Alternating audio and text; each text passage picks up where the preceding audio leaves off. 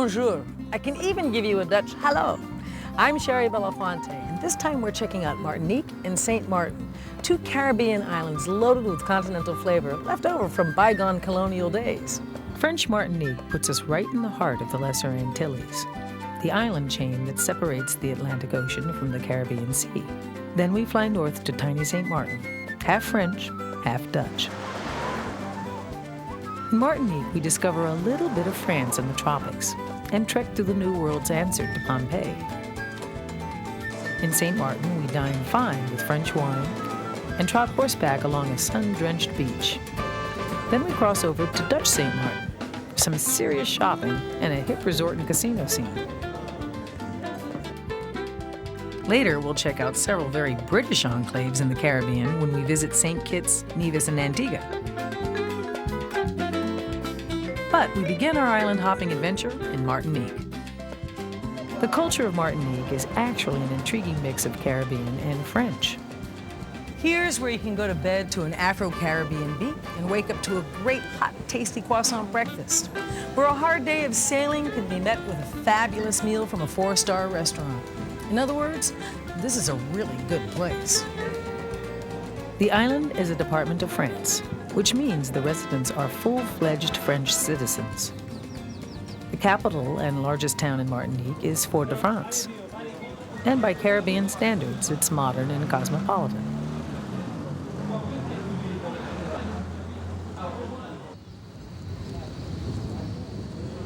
Fort-de-France's central park is called Place de la Savane. A statue of Josephine stands at the edge of the park, noticeably lacking a head, that is. Although she's probably the island's most famous daughter, she's not particularly beloved here. Josephine believed the abolition movement would mean hardship for her plantation-owning family, and, as the story goes, she asked Napoleon to reinstate slavery. Vandals later decided it should be the guillotine for this statue. Standing guard over the park is Fort St. Louis. The original settlement of Fort-de-France grew up around this fort, hence the city's name. This 17th century edifice saw its share of many battles, with all the European colonial powers duking it out to see who could take control of most of these Caribbean islands. One of the more pathetic stories occurred when 160 Frenchmen evacuated the fort in the face of a large Dutch armada of 3,000 men. Unfortunately for the Dutch, they became momentarily distracted by some tantalizing kegs of rum. They got drunk. French noticed that they were drunk, didn't hesitate, killing them. They said when the Dutch admiral went back searching for his men, he found most of them had been killed. The surviving Dutch fleet, now sober, quickly withdrew, leaving the fort to the French. These smaller islands in the Caribbean could change hands often. St. Lucia, for example, changed 14 times. Martinique went back and forth between the British and the French several times, but it's been firmly French for the last 200 years.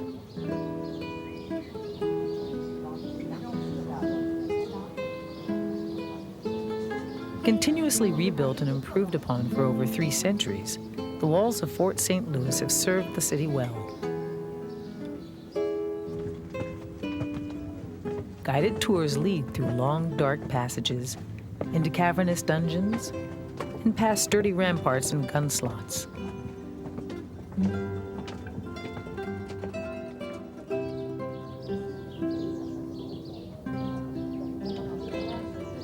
Parts of this tremendous complex are still used as an active military base today.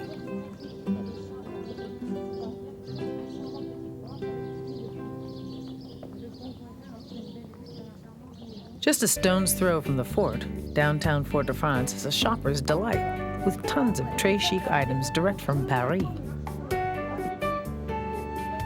The main shopping street is Rue Victor Hugo, and your best buys here are probably French luxury imports.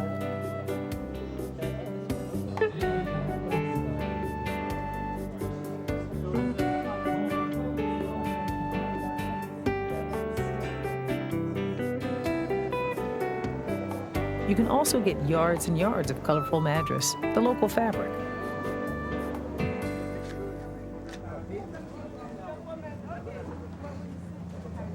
Elle s'en va tristement, le cœur lourd. Elle avance doucement, la main The farmers market bursts with fresh fruit, vegetables, and handicrafts. Agriculture thrives on Martinique, providing employment for much of the population. Virtually every tropical fruit seems to flourish in the rich soil. The market atmosphere is filled with the aromatic scent of island spices. And if you're lucky, you'll even be serenaded by a local chanteur. J'ai mon cœur qui se déchire, j'ai mon cœur qui est en peine. Pourquoi donc la vie est-elle si triste? This striking facade belongs to the Librairie Chelcher, a magnificent Baroque building. It was designed in Paris by Henri Pic, who was also the architect of the Eiffel Tower. The structure was built for the 1889 Paris Exposition. It was taken completely apart in Paris, shipped across the Atlantic, and then put together piece by piece here in Fort-de-France. The library is named for Victor Chelcher, a French cabinet member revered on the island for his work to abolish slavery.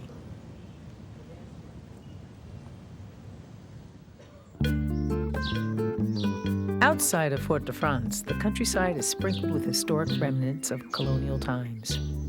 The elegantly restored Habitation Clément, located on the eastern part of the island, is one of the finest plantation houses in all the Caribbean.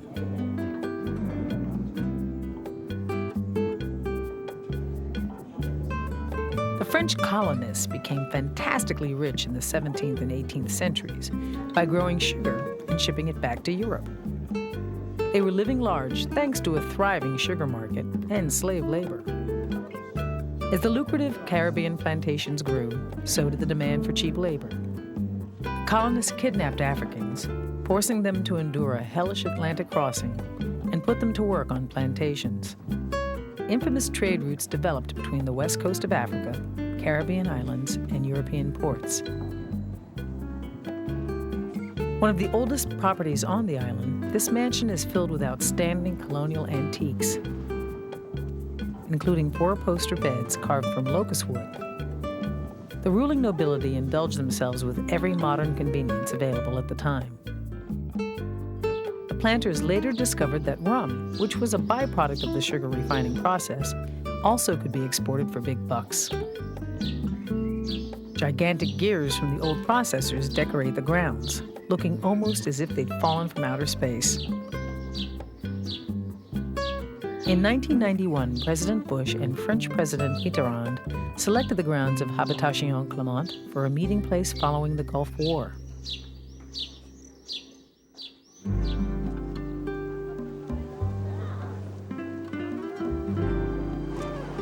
To most people, Caribbean equals beautiful beaches, and Martinique boasts its fair share.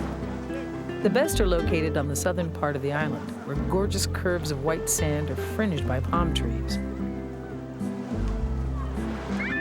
This is Grandance des Salines, one of the prettiest.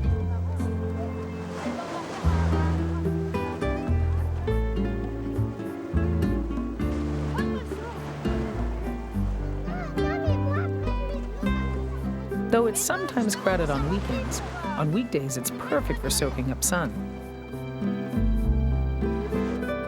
Nearby, fruit vendors serve up thirst-quenching offerings with irresistible tropical flair.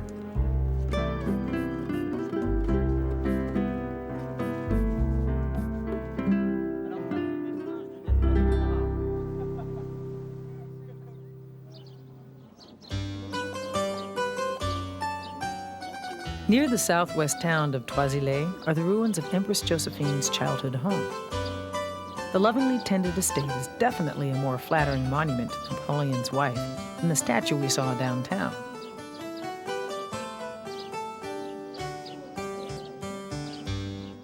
The old plantation kitchen has been converted to a museum containing mementos from Josephine's childhood and later life. Josephine's parents married her off to a politician's son and sent her to live in France.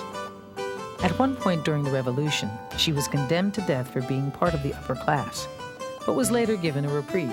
She married Napoleon while he was a general in the French army and became empress in 1804.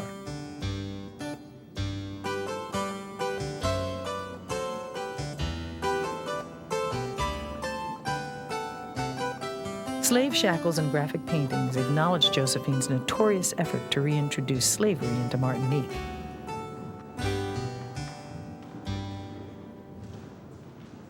We're staying nearby at the Sofitel Bakwa. This hotel is located in a popular resort area just across the bay from Fort-de-France.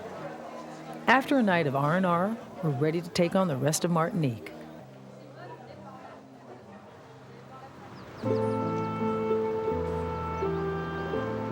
The town of Saint-Pierre crouches in the shadow of Mount Pelee. 100 years ago, Saint-Pierre, called the Paris of the Antilles, was the cultural and economic capital of Martinique. Then on May 8, 1902, Mount Pelee blew up in a cataclysmic eruption. The volcano spewed lava, ash, and toxic gas down on the unsuspecting town. All of the 30,000 inhabitants were dead in less than 3 minutes. All, that is, except one. A prisoner serving time in an underground cell was spared, thanks to the thick prison walls. Rescuers climbing around these burnt ruins heard his cries for help and freedom. He eventually left Martinique and joined Barnum and Bailey Circus.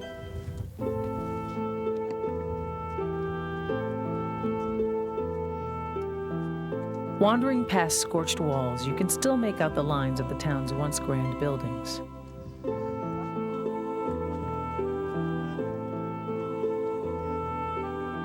Here at the church, hundreds of worshipers waited for morning services to begin.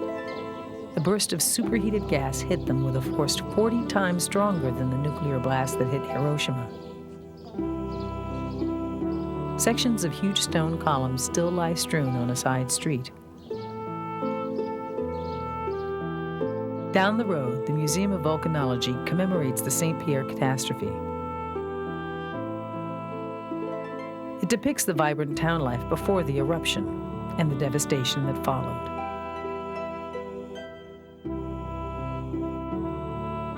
Gathered from the rubble were such items as fused cookware and melted nails. Overlooking Saint-Pierre, Le Fromager restaurant offers authentic French West Indian cuisine. We're stopping in for lunch, complete with fresh seafood and fabulous wine.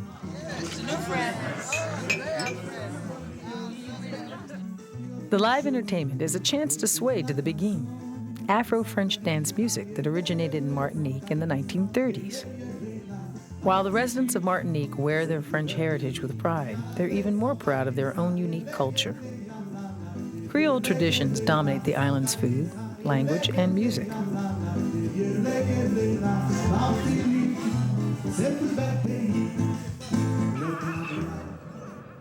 Leaving Saint-Pierre, the road winds into the mountains through miles and miles of rainforest.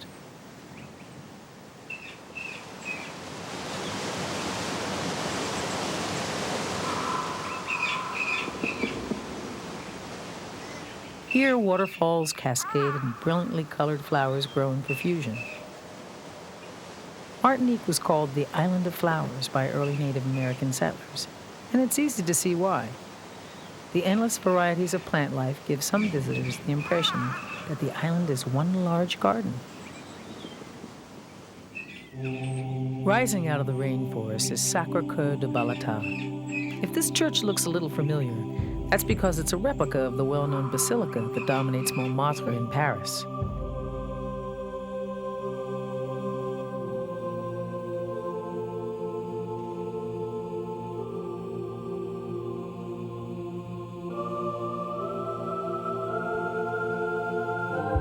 Stained glass windows glow warm with the tropical sunlight, and the faithful come daily to make their votive offerings. The church was built in 1923 to honor the soldiers who gave their lives in the First World War. One last look at beautiful Martinique, and we're off to St. Martin. St. Martin is about an hour's flight north of Martinique. It's the smallest island in the world to be divided between two sovereign nations.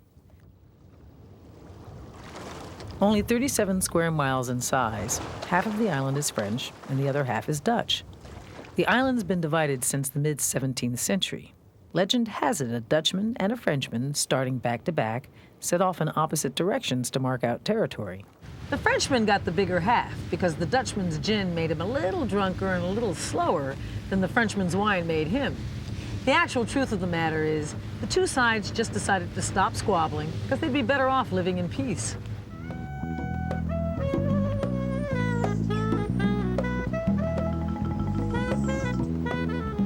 Marigot is the capital and major town on the French side of the island.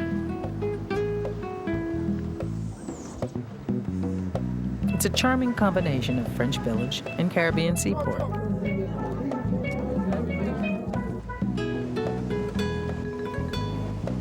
While most people speak French, you can usually squeak by with English. The town is loaded with shops featuring European imports and the latest French fashions.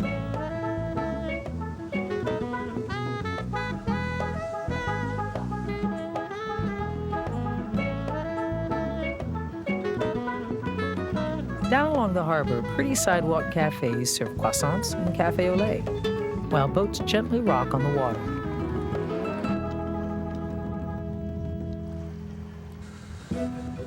For a glimpse into early Caribbean history, check out the Arawak Museum. The Arawaks were among the first inhabitants of the Caribbean islands, making their home here around 2,000 years ago. They were people living very close to nature and using whatever they could find in nature to make a living, to build their house, to find their food, and they were agriculturers and hunters, and they were people able to make pottery. They were living a very simple way, but I think they were living very close to their environment, protecting it in order to survive. The Arawaks lived in relative peace until Columbus landed in the New World. The Spanish tried to enslave the Arawaks to look for gold, but the Arawaks, they rather kill themselves and commit suicide than be used as slaves. And there are stories written by Spanish priests explaining that some of them hundreds of them were hanging themselves together or just jumping in the sea instead of being used as slaves. The Indians were virtually wiped out by the invading Europeans. Some scientists think also that almost 80% of the population of the Caribbean islands Indians disappeared after the first 50 years because of diseases that were introduced by the Europeans, such as smallpox, and that the body of these Indians were not immunized against those diseases, so most of them disappeared very fast. The museum's fascinating artifacts and displays helped preserve the legacy of the Arawaks.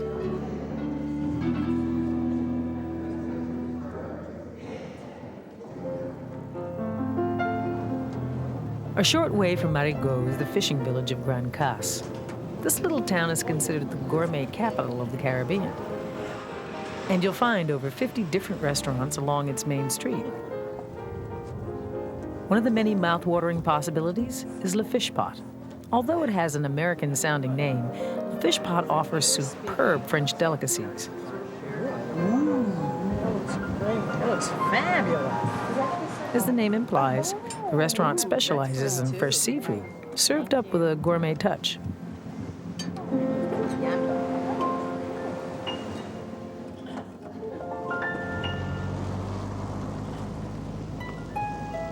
Not far from Grand Casse, the butterfly farm is a delightful escape from tourist hustle and bustle. Dozens of tropical species of butterfly flutter about the enclosed sanctuary. Relaxing music and the murmur of small waterfalls complete the mood. We have butterflies right around the world. Everyone gets on terribly well together. Great advert for the Rainbow Coalition. Have butterflies from Japan and China, Cambodia, a couple from Africa, with obviously quite a lot from South America.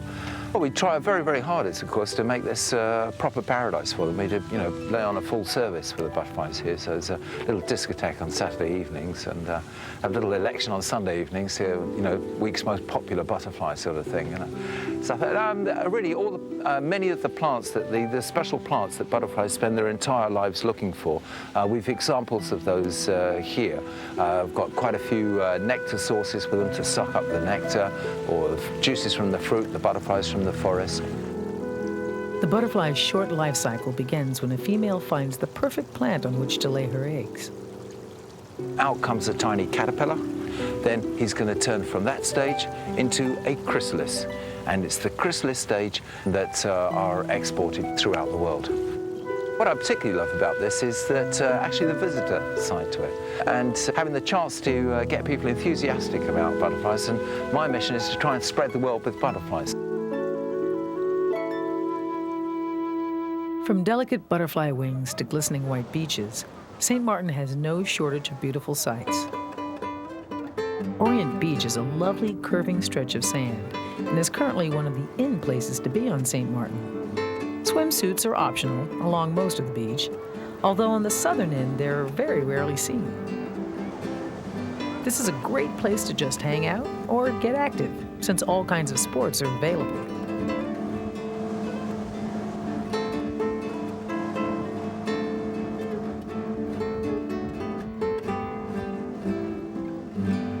Down the road at OK Corral, you can saddle up for horseback riding. It's especially fun here since you can ride right on the beach.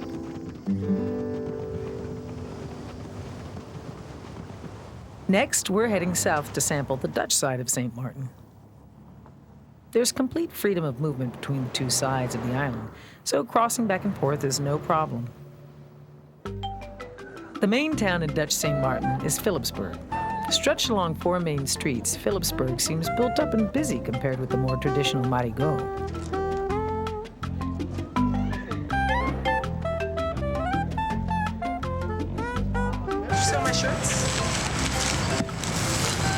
Already shopped. Since the island is completely duty-free, this is a favorite stopover with the cruise ship shopping crowd. You can pay in Dutch guilders, but American dollars are also gladly accepted. Take a break from shopping and duck into the guava berry shop for a taste of the local specialty. Guava berries, no relation to the guava fruit, grow wild on St. Martin. You have the yellow, yeah, and you have the red. They're all grown on one tree. Some of the berries Blonde come and the red grow on the same tree? one tree. So how could... The berries come green at first, then they come yellow, and then some of them turn red, and some of them remain yellow. Guava berry liqueurs have been made in private homes here for more than 200 years, and recently have started being sold commercially. To most islanders, a sip of guava berry conjures up nostalgic memories of olden days.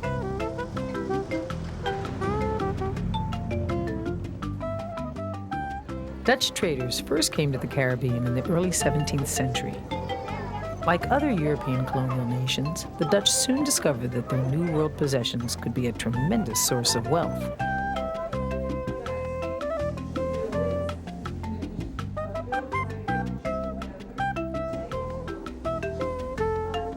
They found they could really make a killing growing sugar. It was actually the Dutch who brought the technology for sugar cultivation from Brazil into the Caribbean.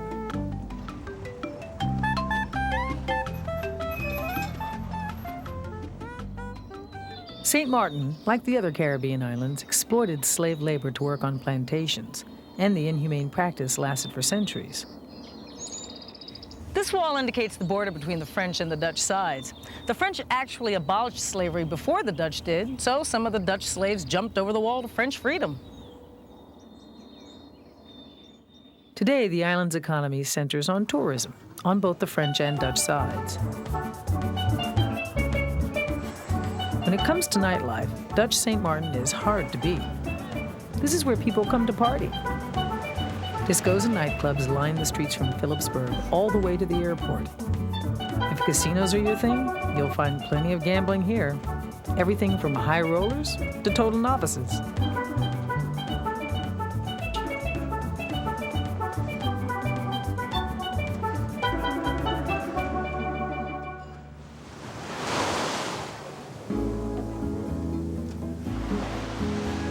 St. Martin was one of the first Caribbean islands to gain a reputation as a vacation getaway, and it's obvious in the tons of hotels and resorts that are available.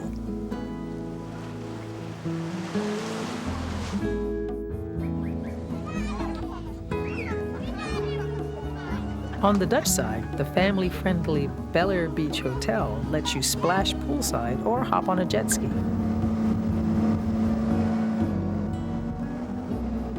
On the French side, La Samana delivers Caribbean luxury with a sophisticated air.